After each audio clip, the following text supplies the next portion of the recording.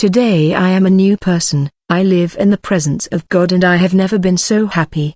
Those who experience His glory, those who truly see God in action can never go back to the same life as before. I know that many times we carry such heavy sins that we think we will never be forgiven, but God is love and mercy and He forgives even the most lost. But I need to tell you something serious. God showed me that there is a sin that is taking many souls to hell. This sin is destroying lives, destroying families, and it is because of it that the world is the way it is. Jesus asked me to be a spokesperson for Him here on earth. He sent me to bring a message and I will tell you, but first, let me tell you a little about myself. My name is Rose Mara. They call me Rose. I am 42 years old today. I was not born into a Christian home. On the contrary, my childhood was hell. My father and mother were always drunk, fighting and shouting. I would huddle in a corner and cover my ears, but the screams would always go through the walls. My older brother would hit me when no one was looking, and my only sister, well, she was the only one who still tried to protect me. Today, she is the only one in the family I still talk to. We would go hungry. I remember spending entire nights crying on an empty stomach, begging for bread while my mother slept on the floor after drinking beers, but there was a neighbor. Oh, that woman. She would always show up with a plate of food and, more than that, with words that warmed my heart. She would talk about Jesus. She was the one who took me to church. For the first time I felt a peace that I had never felt at home. The church was a refuge, but I didn't really understand what faith was. I sang the hymns and listened to the sermons, but when I returned home the nightmare continued. All I knew was that that place was the only place where I felt safe. I wish I had stayed there forever. Inside that church where everything seemed lighter, where the voices didn't scream at me, where no one hit me, but life doesn't let us run away from pain that easily, and when we think we've suffered enough another wave comes and sweeps everything away again. Tragedy knocked on my door in a way that I will never forget. My mother, that only woman that I know, died at 35 years old of an overdose. I was just a child when I saw her body lying on the floor of our filthy house, her mouth foaming, her eyes open but lifeless. I didn't cry, I couldn't just stand there staring waiting for someone to do something, but it was too late. My father didn't even show up at the funeral. He was already in jail, for robbery, drug trafficking and attempted murder. That was the legacy he left for us, and as much as I hated to admit it, part of me felt relief that he was far away, but another part was filled with shame. What I was going to say when they asked about my parents, how could I explain that I was the daughter of a criminal and a woman who died with a syringe stuck in her arm? Hatred grew inside me like a weed. I hated my father for everything he did. I hated my mother for having been abandoned in that world of pain, and above all I hated myself. But there was someone I didn't hate, God. Although that life led me to hate Him, I didn't hate Him. On the contrary, I loved Him. I had God as an imaginary friend who I told my pains and frustrations to, and He listened to me. I saw Him since I was little. I saw God. He was my age. He was a beautiful, sweet boy. At least I think that's what I remember. When bad things happened, I would go to my room and call for Him, and He would come talk to me. Well, He never said nothing. He just listened to me. But everything bad can get worse. When we have this mentality of pain, we think like that, right? That's when the worst happened. My brothers and I were taken by social services. I remember the day as if it were yesterday. An old car stopped at the door and a serious woman told us that we needed to go with her. I grabbed my sister's hand, but it was no use. We were separated and thrown like old packages into different shelters. I never saw my older brother again. My sister took years to find her again. Adoption seemed like a hope, but we soon learned that hope wasn't for children like us. Every time couples visited the shelter to choose a child, we stayed there waiting. But no one wanted black children who had already grown up and were marked by their past. They wanted babies. They wanted blank pages, and we were a book full of torn pages. The rejection hurt more than the hunger I had felt so many times. I looked at others being taken by smiling families and I wondered what was so wrong with me. I was just a child, A child who wanted to be loved, but the world had no love for me. Back then I didn't understand, I just knew that my life was a big mistake, that no one wanted me, that I was alone. But today I know, today I understand that God was watching me, that even in the darkest days He was there, I just didn't see Him yet. When I turned 18, the shelter couldn't support me anymore. They simply gave me a bag with some used clothes and wished me luck. But I never had any luck. I had nowhere to go, I had no family, I had no one. It was then that Leonidas appeared. He was the caretaker of the building where the orphanage was located, a simple 45-year-old man who always treated me with respect while many looked at me with pity or contempt. He knew my story of abandonment, of rejections, and even so he never tried to take advantage of my fragility. On the contrary, he took care of me. It was him who gave me a home when he found out that I had nowhere to go. He offered me marriage not out of love, not out of desire, but because he was sick with cancer and wanted to make sure I had a roof over my head so I wouldn't go hungry. He said that the house and pension would stay with me when he was gone. I accepted, not because I loved Leonidas, but because for the first time someone was giving me something without expecting anything in return. In the first few years our relationship was just friendship and care. I took care of his health from his medicine appointments, and he took care of me. He taught me about life and how to get by in the world.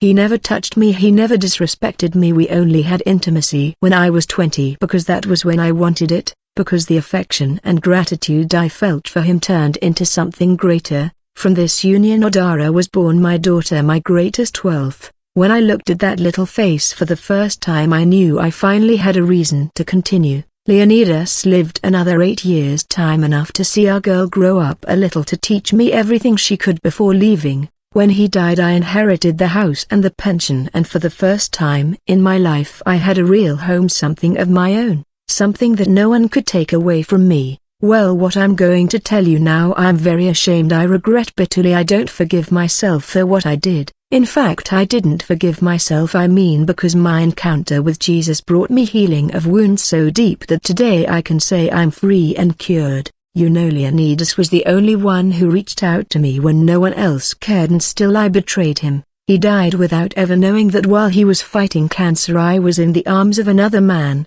a young man of my age who made me feel alive in a way I had never felt before. At first I tried to resist.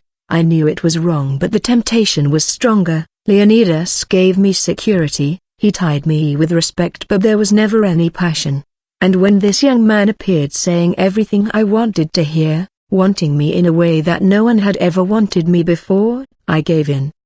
The worst part is that even though I felt guilty, I continued.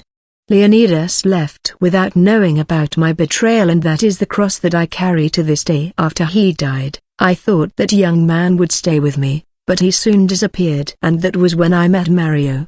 I thought I was starting a new life that would be different now, but I was wrong. Marrying Mario was the worst decision of my life.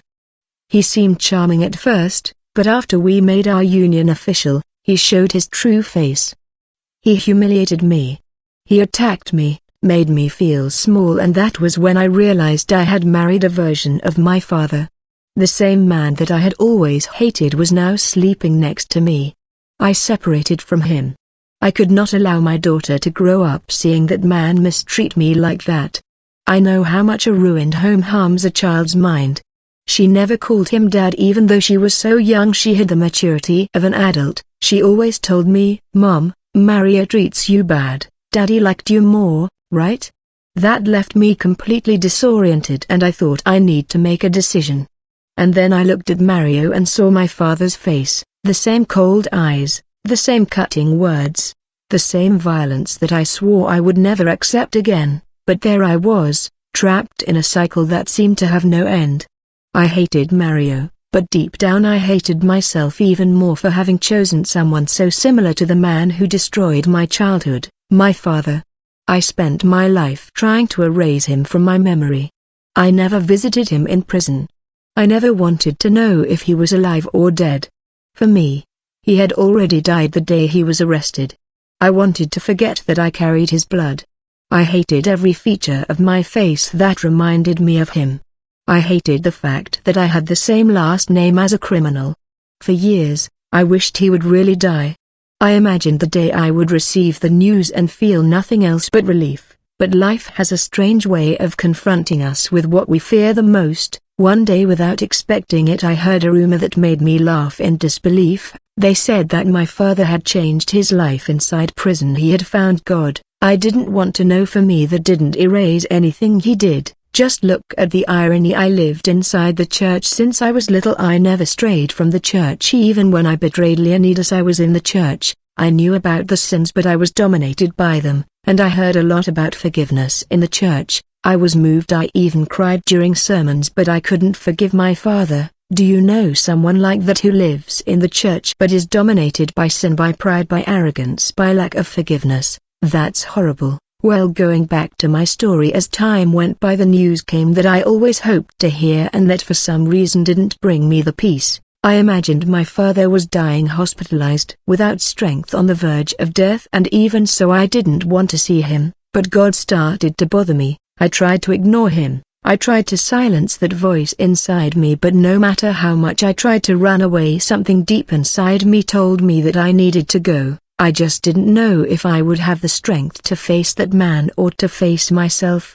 The call came in the morning. The hospital said that my father was on the verge of death and that before leaving he had made a single request: he wanted to see me. They decided to grant that wish since he didn't have much time. I heard the voice of the nurse on the other end of the line explaining everything calmly, waiting for my answer, but I already knew what it was. "No, I won't," and I hung up the phone, and felt a knot form in my chest. The hatred I carried was old, deep, from years of abandonment, pain and humiliation. He had never been a father to me, so why now, at the gates of death, should I be a daughter to him? I passed the day disquieting, with a malaise that did not come from the body but from the soul. The air seemed heavy, as if something invisible was crushing me. I cried all day, but I didn't even know exactly why. Odara tried to comfort me, wiped my tears and spoke affectionately. "Mom, you'll see, he's dying, you need to do this," but I refused, angrily, resentfully, with all the bad things I had been carrying for years. At night, exhausted from crying so much, I bent my knees to pray. I asked for strength. I asked for understanding, but deep down my heart was still closed. When I finished, I lay down. I closed my eyes, trying to escape from everything, but before I could even sleep, I saw that my soul had been ripped from my body. Suddenly, I was walking through a beautiful, white and golden tunnel, shining with a light that didn't burn, but embraced my heart. It was filled with peace, and I knew that I was going to heaven. But when I took another step, something happened.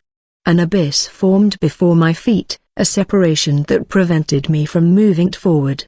If I tried, I would fall into the void. Despair took over me. That's when I saw Jesus. He was in the other side of paradise. The light around him was so strong that it hurt to look, but at the same time I didn't want to look away. Then he said, "You can't come in here. If you want to come in here, you have to leave your luggage there." Where in the world? My heart raced. How come I was so close? The Lord, I have nothing with me. I am only wearing the clothes. He looked at me lovingly but seriously. "You carry a burden too heavy here. You can only come in if you leave your luggage in the world." I didn't understand what he meant. I wasn't carrying anything, but then Jesus pointed and I saw my father. I said, "What did he have to do with this? He is my child now." Jesus said, "He repented, confessed with his mouth that I am his God. Now you need to leave your luggage because your time has come, but you are not allowing it." My heart sank. "How come, Lord?" Jesus sighed, "My daughter, I have seen you. I have probed your heart. You are in the church, but you are one step away from hell.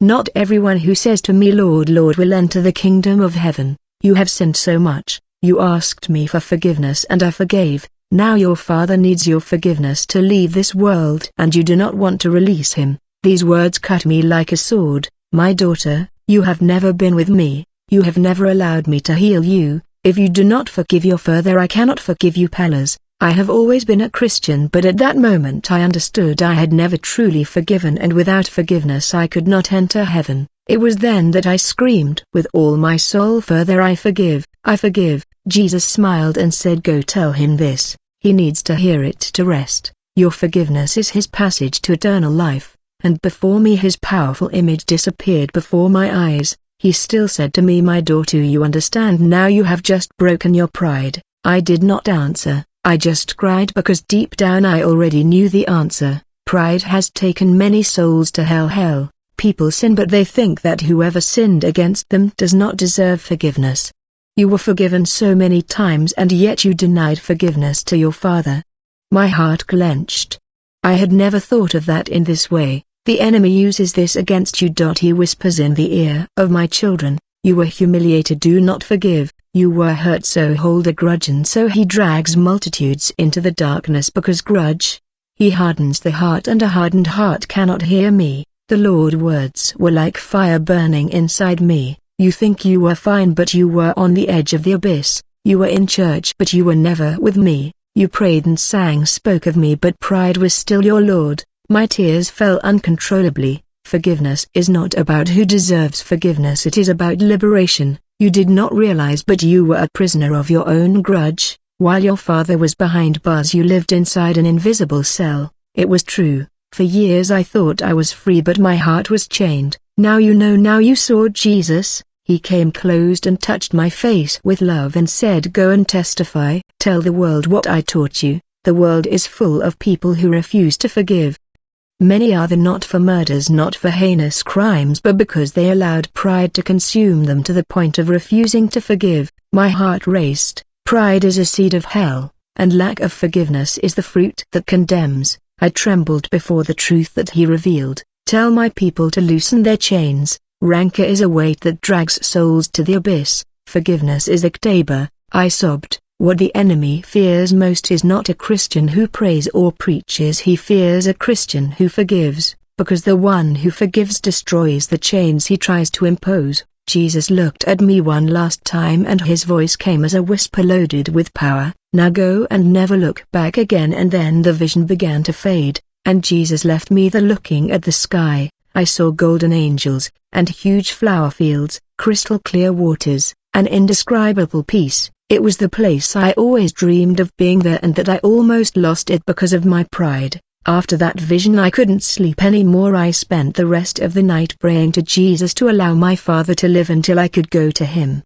The next morning I went to the hospital. When I arrived, the doctors allowed me to go in there. He was too thin and fragile and unrecognizable, but what shocked me was his face. There was a peace I had never seen before. He knew where he was going. I approached the bed, and for the first time in my life I looked into his eyes without hate. He looked back at me, my eyes filling with tears. I forgive you, I whispered. He cried and sobbed almost without strength, but he smiled. That night the phone ranged. Your father passed away. I didn't cry out of sadness, I cried because I was finally free. From that day on my life changed. God put a fire inside me, a desire to tell this story, to warn people who like me were trapped in pride and resentment. Pride and offense are weapons of the enemy to drag souls to hell. People sin and think that whoever sinned against them does not deserve forgiveness, but Jesus showed me without forgiveness there is no heaven. Today I give this testimony because I know that there are many people listening who carry this same burden, and I say let go. Let go. Don't lose eternity for something that only has weight here on earth. Jesus taught me the value of forgiveness. Now I teach you, and before I finish I want to leave this message Jesus spoke to my heart, and I want to tell you pride and lack of forgiveness are deep wounds that bleed the soul, and no matter how much we try to ignore them pretending we are fine, the pain never goes away completely. It corrodes, hardens the heart, makes us prisoners of ourselves. I spent years carrying a weight that sank me without realizing that the key to my freedom has always been within my reach. Jesus showed me this in a way that I could never deny. He forgave me so many times. He saw me fall, make mistakes, promise to change and fail again, and still he never turned his back on me. But I, who was forgiven countless times, denied forgiveness to my own father. I believed that he didn't deserve it, but Jesus made me see that forgiveness is not about who deserves forgiveness, it's about freedom. If you were rejected, betrayed, humiliated, I know it hurts. I know that looking at certain people brings back memories that seem impossible to erase, but forgiveness doesn't mean forgetting. It means that those memories no longer have power over you. that you no longer carry the weight of them. Forgiveness doesn't force anyone to rebuild bonds that were destroyed. There are relationships that will never be the same again, and that's okay. Jesus doesn't ask you to pretend that nothing happened to you. He just asks you to release that burden. And because why? Only those who are free enter heaven. I saw it with my own eyes. We take nothing with us from this world, not riches, titles, not even the emotional burdens that we insist on carrying. Jesus told me that many souls are lost because they hold on to resentment as if it were a right, but in reality it is a prison. How many people today live imprisoned without realizing it? So I ask you, is it worth it? Is it worth carrying this weight? Is it worth losing your peace, your communion with God, your salvation just to sustain a pride that will one day become nothing? Today I am free, not because I forgot what I lived through, but because I chose not to allow my past to determine my future. And you have someone who needs to forgive the one who hurt you so much that you feel hatred, resentment, to the point of thinking you can't forgive them. Are you holding on to this pain, or are you going to let go of this burden and finally rest? If this testimony touched your heart, the channel is them. Just subscribe. Leave a comment. I liked leaving a comment like this. YouTube understands that it is relevant and delivers it to more people. Do your part, take the word of God to more afflicted hearts and share it. May God bless you too.